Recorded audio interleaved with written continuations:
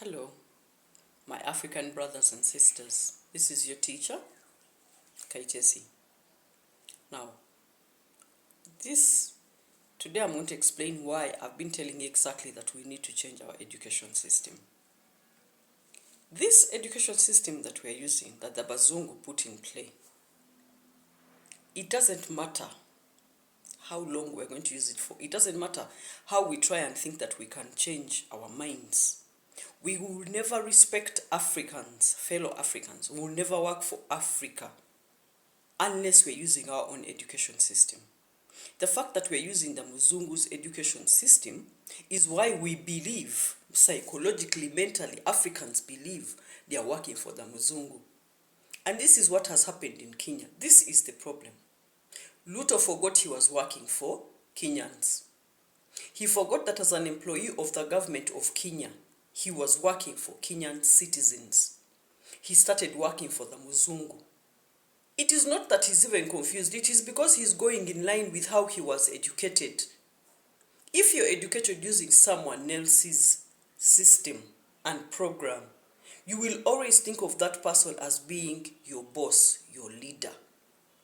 He can't help himself. He can't help himself. Everything that he has been educated on was white man made, put in place. The constitution we're using is white man made. Everything that we're using is for the white man. Here I am explaining to you in English. This is how much we have been whitewashed, brainwashed. The man has forgotten that he works for the African citizens, the citizens of Rwanda. He has forgotten that that is who he works for. African leaders only go to their people when they need to go and get votes. As soon as they get the votes, they go back to executing what the white man wants. Because the education system is the white man's. You people, we shall never be able to get rid of this white man being on top of us unless we get rid of the education system that he put in place and left behind. For as long as we are doing things according to what he left us to teach our children, we shall forever be beneath him. Yeah. The man doesn't feel anything for his people because how can he feel for them? In his mind, they are not the ones who have put him in charge of the country. He doesn't psychologically see it that way. He doesn't see it that way. Everything that the white man left, he left it to support himself. The constitution supports him and his behavior. We need to get serious. There is nothing that we are doing that we are going to be favoring Africans unless first and foremost we change the education. If the education is not African, it cannot possibly be good for Africans. It can't. Whichever way you try and look at it, whichever way we try and emancipate ourselves, we can celebrate so many independencies, but they won't mean anything. For as long as we're educating our children, our next generation, on white man education, they are still going to be white man servants. You imagine that Luto can forget the people at home and go to do what someone in the US wants. What the Muzungu wants is what he's doing. That's who he's making his plans according. He doesn't want to go. He doesn't remember that the citizens are the ones who put him in there, in that office. He can't. He can't. Because the system is built such that it supports the white man and his ways and his agenda. You people, me, I'm a teacher, so I'm telling you this information from the ground. I'm giving you information on ground. We cannot celebrate. There is no point in us celebrating independence. We are not independent. We are not independent. We shouldn't even waste time putting together events. We are celebrating independence. What independence? Independence from what? How can you tell me that you're educated and you don't have your own education system and you're still doing what the Muzungu wants and we are celebrating independence? Independent of what? You people, let's get civilized. Let's actually get civilized. Otherwise, we are all behaving like a bunch of villagers. And we are surprised that Luto is behaving how he's behaving. How can we be surprised? He was educated on white man knowledge at school. Everything that he sees as elevation is being like the white man. That's why he has to go sit in his chair and feel so big. Because that is where the top is, in the white man. He doesn't see African as anything except subject to use. The man forgot that he's working for his citizens. And at which point do governments forget that they are working for us?